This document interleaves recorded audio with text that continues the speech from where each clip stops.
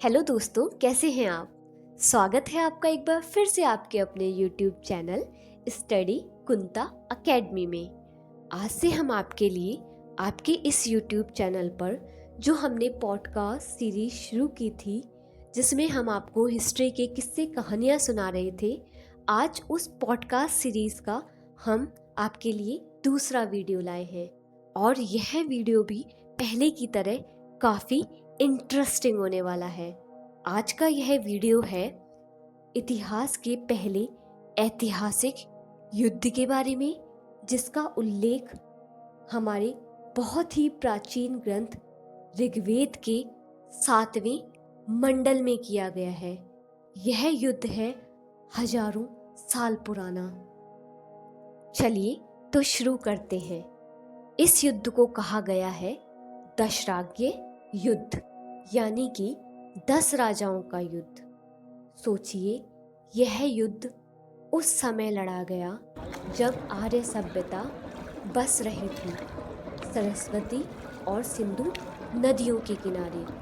यह युद्ध पंजाब के आसपास के क्षेत्र में लड़ा गया। यह युद्ध लड़ा गया था भरतवंश के राजा सुदास और सामने थे एक साथ खड़े 10 शक्तिशाली जनजातियों के राजा। यह सभी इस युद्ध में सुदास के खिलाफ एकजुट हो गए थे। सोचिए, सिर्फ एक व्यक्ति को गिराने के लिए सुदास को। कहते हैं यह युद्ध आज की रावी नदी के किनारे लड़ा गया। यह युद्ध तब लड़ा गया जब ना तो आधुनिक हथियार थे, ना विशाल सेनाएं, पर रणनीतियां थी, राजनीति थी और थी तो शक्ति की भूख। इस युद्ध के कारणों की बात करें तो वो बहुत ही दिलचस्प है। कहते हैं राजा सुदास ने कुशिक कुल के विश्वामित्र को, जो कि उनके पुरोहित थे, उन्हें पुरोहित के पद से हटा करके वशिष्ठ को अपना पुरोहित बना लिया। से विश्वामित्र को काफी बुरा लगा, धक्का लगा और उन्होंने राजा सुदास के खिलाफ षड्यंत्र करना प्रारंभ कर दिया और एक एक करके 10 राजाओं का एक संघ बना लिया, जिसमें 5 आर्य थे और 5 अनार्य। और फिर प्रारंभ हुआ इतिहास का पहला महायुद्ध राजा सुदास और अन्य 10 कबीलों के मध्य, जिसमें विश्वामित्र के बदले की आग शामिल थी।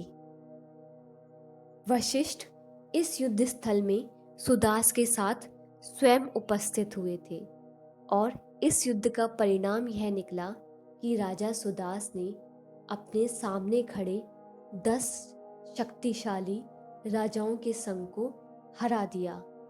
राजा सुदास भरत कुल के थे और इसी कारण कहा जाता है कि हमारे देश का नाम भारत पड़ा। हालांकि जब हम इसके कारणों की बात कर ही रहे हैं तो आपको एक मत डीडी कौशाम्बी का भी पता होना चाहिए। डीडी कौशाम्बी के कारण यह युद्ध इसलिए नहीं हुआ था क्योंकि राजा सुदास ने विश्वामित्र को हटा करके उनकी जगह वशिष्ठ को अपना पुरोहित बना लिया था और विश्वामित्र अपने अपमान का बदला सुदास से लेना चाहते थे। बल्कि डीडी कौशाम्बी के अनुसार यह युद्ध लड़ा गया था नदी जल के ऊपर राजनीतिक अधिकार स्थापित करने के लिए, और ऐसा यह प्रथम उदाहरण था। भरतों ने नदी पर बने एक प्राकृतिक बांध को तोड़ दिया था और इस कारण कबीलों के मध्य युद्ध हुआ। इस युद्ध का एक कारण आर्य व पूर्वजनों के बीच उत्तराधिकार व राज्य विस्तार का मुद्दा भी था। 10 कबीलों में सबसे अधिक शक्तिशाली पुरु कबीला था। तो यह सभी कारण इस युद्ध के बताए जाते हैं। लेकिन अगर आपसे कोई पूछे कि इस युद्ध में कौन विजयी हुआ, तो याद रखें सुदास ने अपनी सूझबूझ और युद्ध कला से 10 राजाओं को पराजित कर दिया था और इसी विजय से शुरू हुआ भरत वंश का प्रभुत्व, जिससे आगे चल के बना नाम भारत।